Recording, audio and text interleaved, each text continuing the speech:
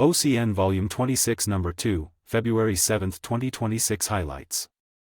This podcast presents concise summaries of each of the articles and columns in this issue of OCN in the order they appeared in the paper. For details, please refer to the articles and columns, which are posted at ocn.me. The Palmer Lake Board of Trustees faced internal turmoil after a January motion by Trustee Beth Harris, supported by Trustees Jerka and Mosley, leading to the resignation of Town Attorney Scott Krob and a push to appoint a replacement. In early January, the board accepted Krob's resignation with an offer to serve as interim attorney to maintain continuity, while staff warned against losing legal guidance. On January 22, Harris moved to terminate Krob's interim role immediately and urged staff to find an interim attorney within a week. Jerka supported the move, while Stern and Beltran opposed it. The board later authorized Smith to pursue an interim attorney through Sursa's referrals, with hiring contingent on board approval after legal review. No citizens had recommended lawyers to Smith at that time. 2 seats on the board, vacated by Boyd and Caves, are to be filled by appointment within 60 days to avoid a special election, for applications were received by January 30. The board set a February 12 work session to interview candidates for the vacancies and planned a February 12 board meeting to appoint, with standardized questions for all applicants.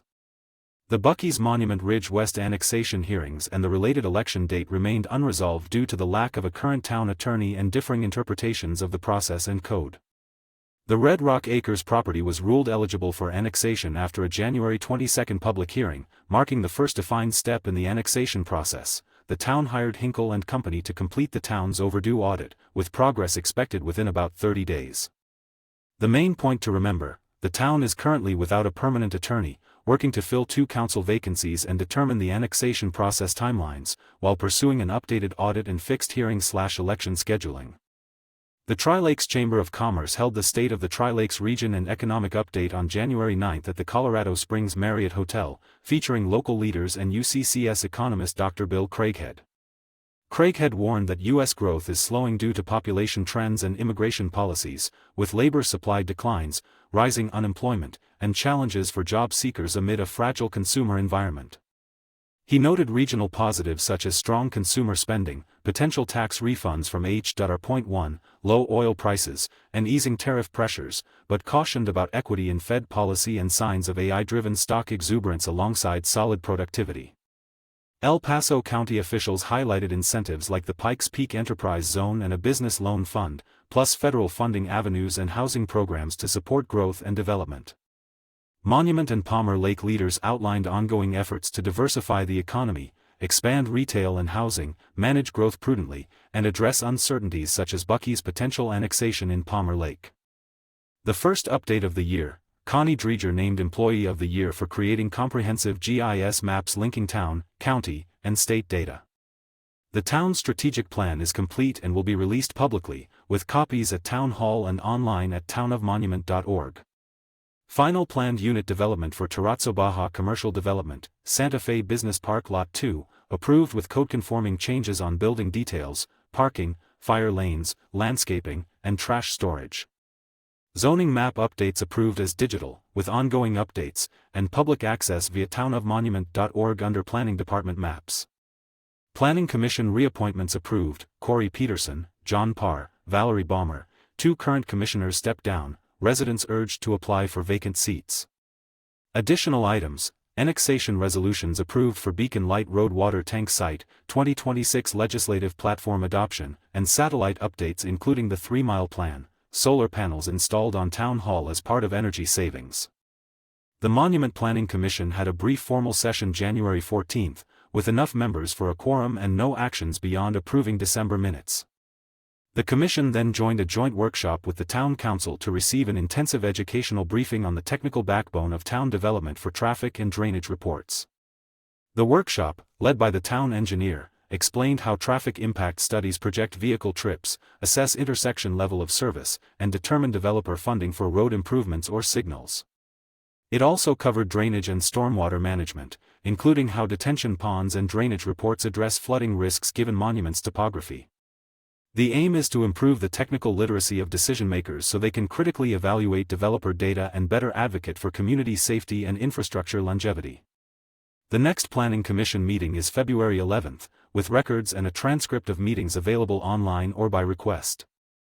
The board approved proceeding with financing assistance from Eastern Colorado Bank, via Holman Capital as facilitator, to fund the Home School Enrichment Academy POD project while preserving cash reserves. Ridgway noted the district has initial state approval for POD construction and can seek a permit from the Regional Building Department to start foundation work. At the December meeting, the board discussed potential capital financing needs for near-term projects, including demolition of Grace Best Education Center and relocating the Transitions program, and authorized Ridgway to arrange financing and sign on behalf of the district. A rough draft of the district's annual report to the community was presented, featuring photographs and a new section on awards and recognitions. The 8-page report aims to be mailed by the end of January. Ridgway provided a brief update on the 2025 audit, noting audits are scripted and may be harder to understand than monthly financial statements. Superintendent Wetstein led a discussion on board liaison duties and asked members to select a priority from the district's strategic plan to sponsor. The committee focused on Priority 2, Academic Excellence, discussing district efforts to raise English language arts and mathematics scores and comparing practices from Palmer Lake Elementary, Monument Academy, and district programs. The district is adopting the new classroom instruction that works in 7 steps to a language-rich interactive classroom to boost student engagement, with goals of reaching the 85th percentile in ELA and math and a 50th percentile growth record. Detailed programs are outlined in the presentation on the district website. It was noted that district leaders believe increasing these outcomes could contribute to accreditation with distinction, with principals and teachers reporting positive shifts toward a facilitator of learning model. The Career and Innovation Center, CIC, is expanding pathways to boost post-secondary readiness, including electrical engineering, home building, advanced manufacturing, and aerospace, aiming to offer industry certifications. Phase 2 will add healthcare, pharmacy technician, and computer science pathways, with quarterly industry partner reviews. Monument Academy presented on data-driven progress, weekly data reviews, writing emphasis across subjects, and links time for targeted or personalized work, plus 6th grade executive functioning club and after-school study tables for individual help, plus leadership and internship opportunities for high school students. Palmer Lake Elementary highlighted its demographics, staff experience, and activities such as high trails and local community events. The school serves 290 students K-6 with 23 preschoolers, 25 gifted and talented, 23 multilingual, and 37.9% on free or reduced lunch, plus title funding support. The Financial Transparency Committee noted concerns about a loan approval process with Eastern Colorado Bank, with board liaison indicating only a line of credit is open and more information to come. Budget amendments can proceed through January 31st. The Monument Academy Board met on January 15 to address a mid-year budget, refine its marketing structure, appoint bond counsel, discuss self-evaluation and election processes, and update curriculum evaluation policies. In the budget update, Finance Director Laura Poland was absent due to illness, and the team narrowed costs for stipends and staffing between the middle and high schools, reducing the projected deficit from $180,000 to $130,000, with the board approving related budget resolutions. The marketing plan was reorganized by splitting the marketing and communications role into 2 part-time positions to handle the high level of activity in January, and that change was approved unanimously by the board. Bond counsel was selected, with Casey Parrott LLC engaged for the refinance work on the 2019 East Campus bonds, and the board approved the engagement letter after review by MA's legal counsel, with final sign-off pending the CFO's review.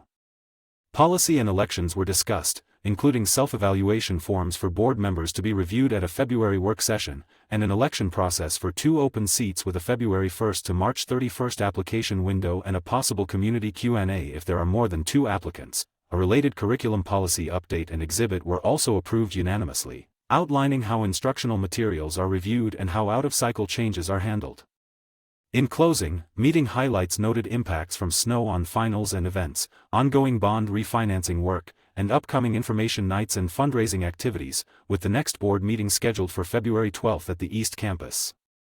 The district announced progress on the Home School Enrichment Academy POD structure, with final plan approvals completed in December and a targeted start for the 2026-27 school year, though weather could delay concrete pour due to needing over 100 piers. The Grace Best Education Center demolition necessitates a new HSEA location, and a $46,525 playground grant was received in December with equipment ordered. The Transition Services Program, currently 15 participants, may relocate to the renovated Enterprise Building on the district campus, with a permanent site hoped for 2027 to 28. Enrollment is expected to vary between 10 and 15 over the next 5 years. For Strategic Priority 2, the district aims to maintain 85th percentile achievement in ELA and math with a 50th percentile median growth, plus ongoing literacy and writing initiatives and SAT skills practice for secondary students. Career and technology initiatives target a 95% matriculation rate by 2027, with the district nearing that level. Local figure 99%, state methodology differs, and a 2029 goal for all graduates to earn an industry certificate, have 12 college credits, or engage in work-based learning. Pathways at the Careers and Innovation Center include business, marketing, skilled trades, engineering, and junior year health, computer science, and cybersecurity coursework, with 267 students in work-study programs aligned to ICAP. The January meeting highlighted ongoing community engagement efforts, enrollment promotion, and the distribution of an annual report to the community, plus recognition of 7th grader Max Hawkins named to the U-15 U.S. National Youth Soccer Team and recognition of 11 former D38 school board members as part of National School Board Recognition Month. The Monument Fire District held a January 19 special meeting to approve real estate purchases for a new Fire Station 3, with resolutions passing 6-0. The board also announced leadership changes, including a resignation from Tim DeLeon and the upcoming replacement by former member Michael Smaldino, along with Treasurer Tom Kelly planning to resign after February. Prior to the January 28 meeting, staff promotions were announced, elevating Jeremy Furman to Accreditation Manager, Aaron Wood to Community Risk Reduction Coordinator, and Tyler Ruona to Engineer, while Victoria Slater resigned from Accreditation Manager. In addition, the board approved adopting the International Fire Code and Wildlife Resiliency Code and endorsed a 3-way MOU for the Emergency Manager position with Pikes Peak Regional Office of Emergency Management and the Town of Monument. Financial highlights showed the district finishing 2025 at about 100% of the year, with 2025 revenue around $23.472 million and expenses about $17.796 million, plus substantial funds in checking and savings and a loan for Fire Station 3. The board approved routine expenditures totaling several notable items, including property/liability insurance, employee physicals, an office remodel, health insurance, and fleet fuel. Sun Hills property, formerly DWFPD Station 3, was reviewed for disposal, with the district's attorney advising it could be returned to the original lot. The property, valued at about $300,000 previously, is currently used for storage and could be disposed of by late 2026 after securing alternative storage options. The chief recruitment progress was outlined, with Prothman handling the search and plans to post in March, interview candidates in April, and select a new fire chief by May to start in July or August, with Chief Kovacs planning retirement at the end of 2026. The district also noted a 7% increase in call volume for 2025, and no action was taken after the executive session on Kovacs' performance. The Woodmoor Water and Sanitation District Board hired attorney Tamara Seaver at its 2026 meeting to replace retiring Aaron Smith, highlighting Seaver's strong background in public-private partnerships and prior work with WWSD on joint facility agreements. Smith said Seaver is an experienced district attorney from a leading firm in public-private partnerships, and Seaver noted her history with WWSD and other districts managing water rights, emphasizing her long practice and commitment to institutional clients. The board passed Resolution 26-01 to govern operations and compliance, including filing a map of the service area, budgeting timelines, and posting notices on the district website, while authorizing the sale of old equipment and supplies.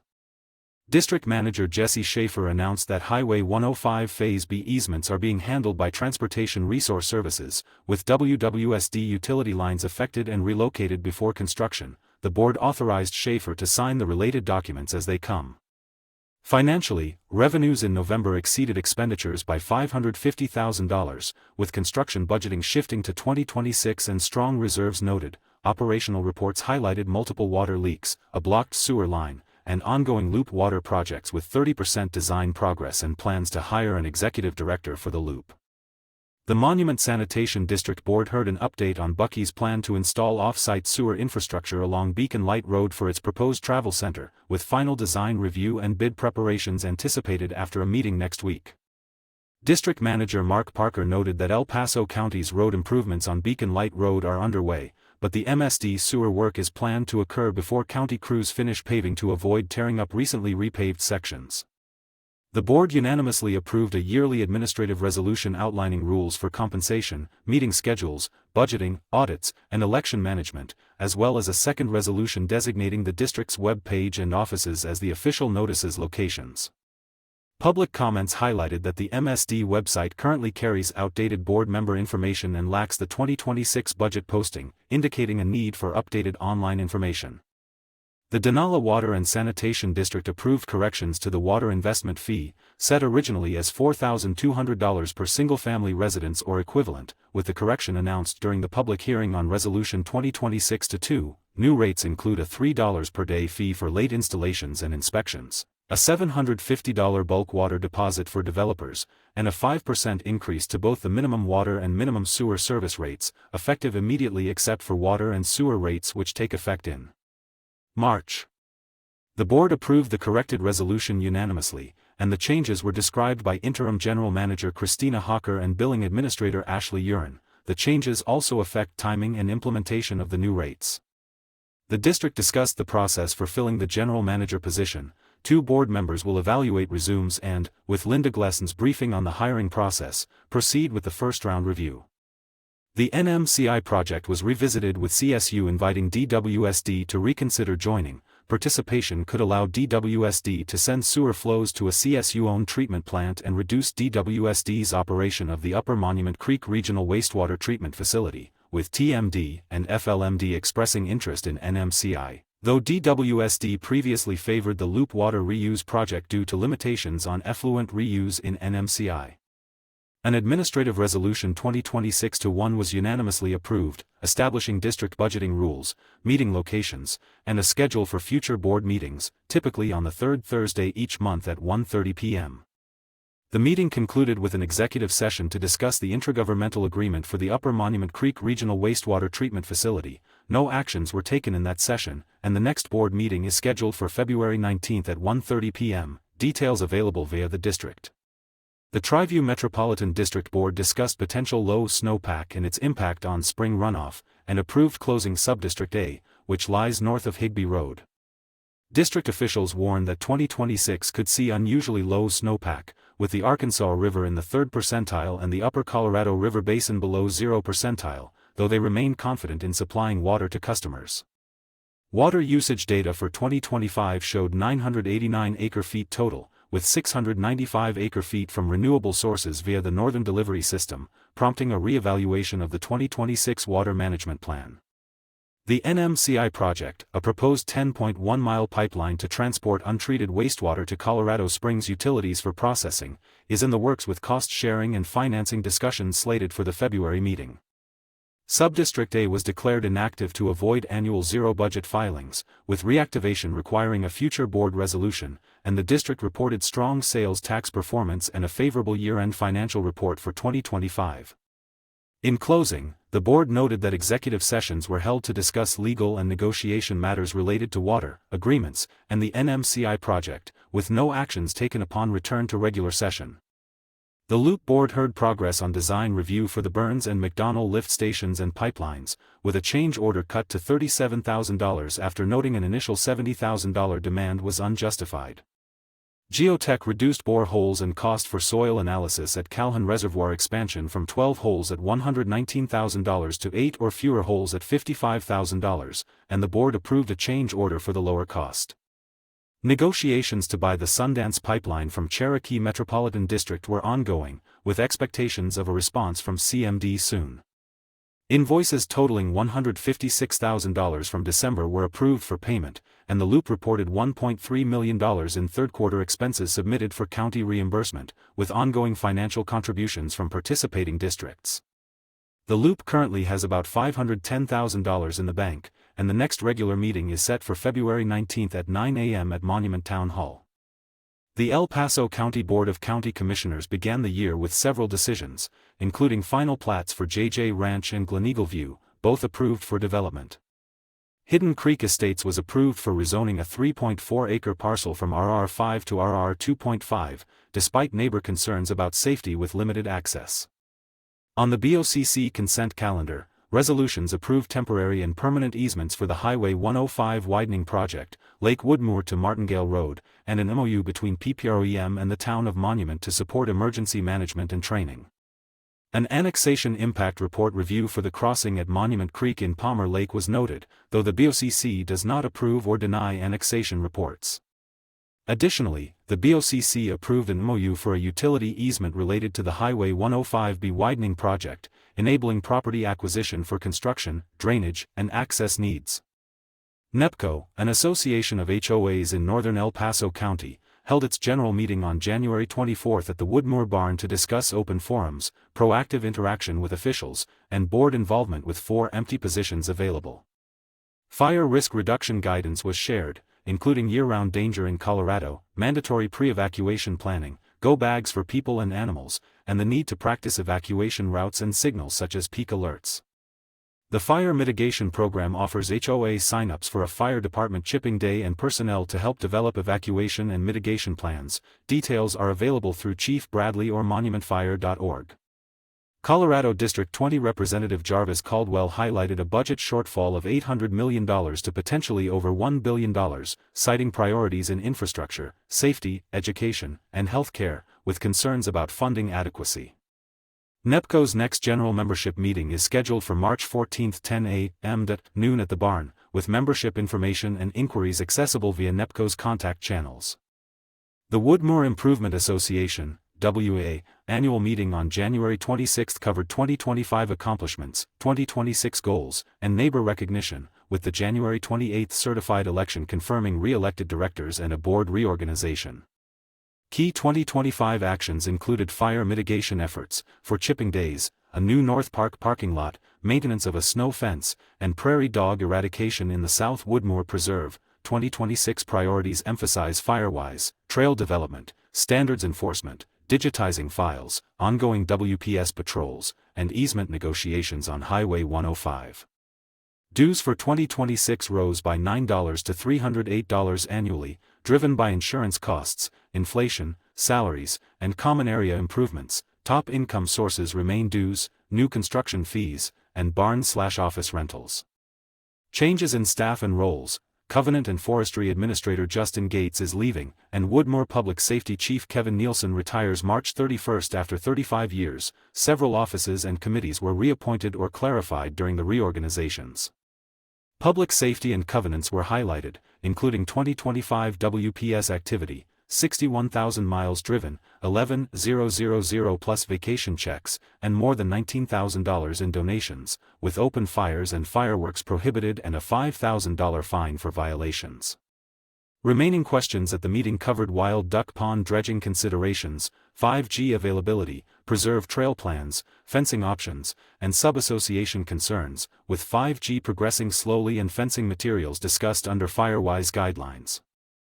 Letters to our community, the reign of Botox Barbie. Last week Kristi Noem, aka Botox Barbie, spoke from a podium with the words, "One of ours. All of yours," on the front. This is a reference to fascist Nazi idea of collective punishment. It is the threat that if anyone hurts even one of Botox Barbie's ICE agents, she will punish the whole city, region, state, or nation.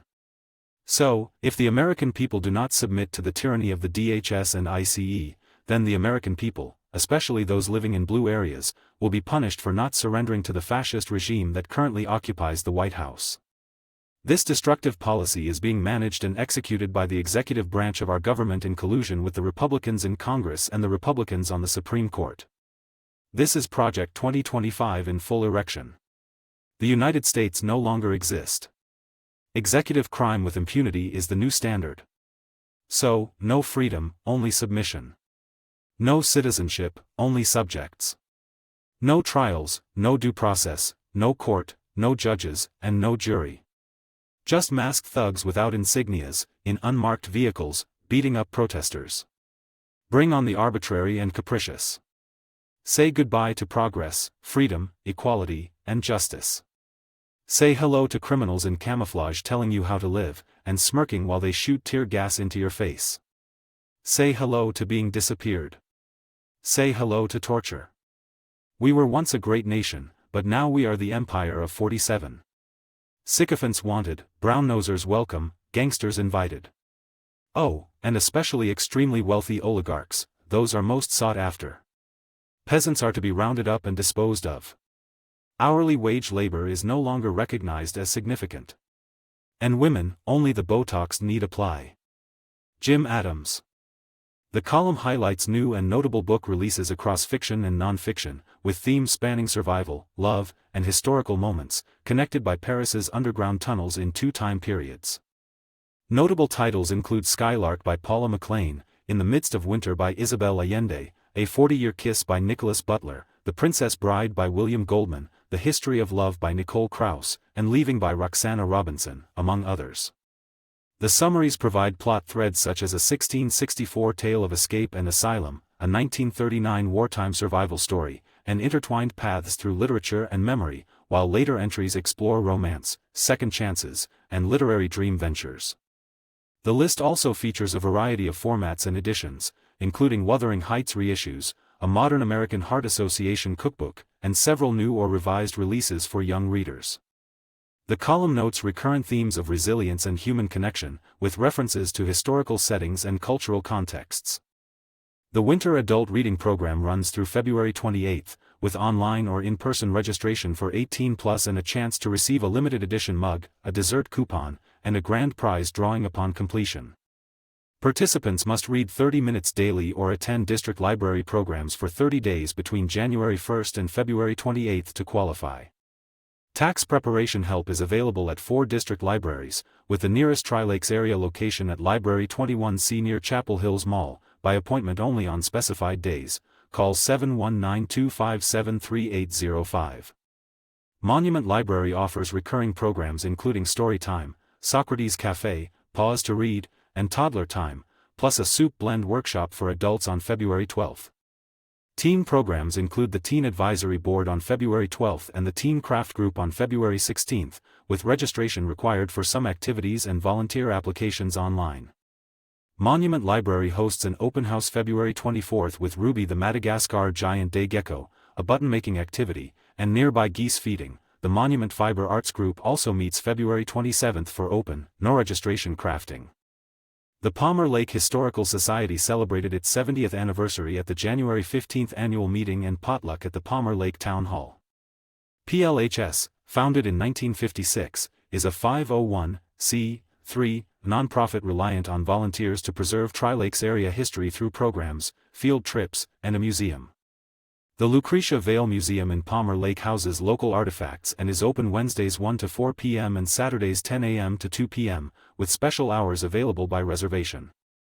The 2026 board members were announced: President Janine Engel, Vice President Diane Cokes, Secretary Patricia Atkins, Treasurer Dave Powell, Museum Director Roger Davis, plus 4 directors at large. Planned 2026 programs include Cherokee Trail artifacts, fox farming, expeditions of Pike Long, Spanish maps, transportation across the Palmer Divide, and a Father's Day ice cream social, all free to the public.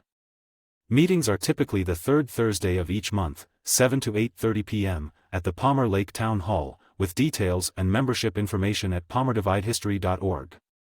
The column states a town's flower program and well-kept gardens act as a deterrent to crime by signaling care and vigilance to potential offenders.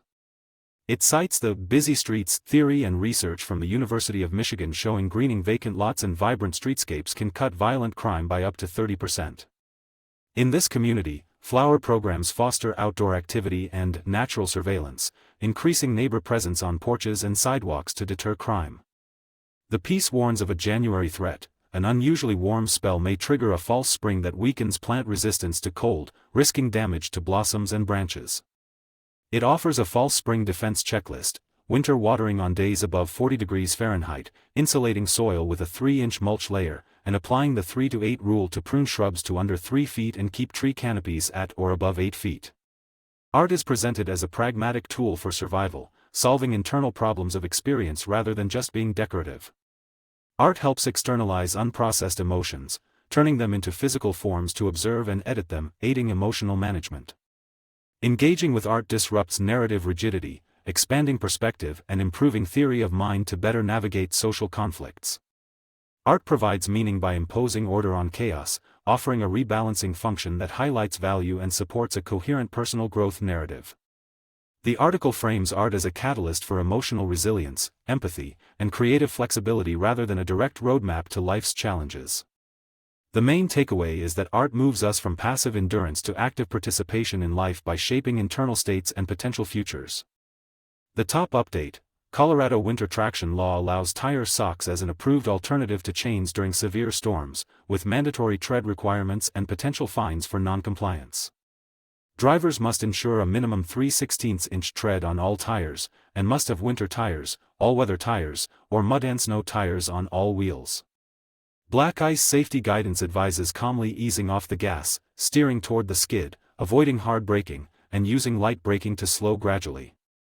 El Paso County launches a property protection program to alert owners when documents are filed using their name, with enrollment available for multiple name variations and in-person reviews at the county clerk and recorder's office.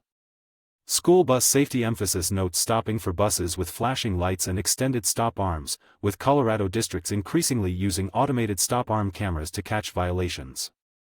Community notices outline volunteer opportunities, local fundraising and assistance programs, plus sidewalk cleaning duties in Palmer Lake and trail markers in Fox Run Regional Park to protect the ecosystem.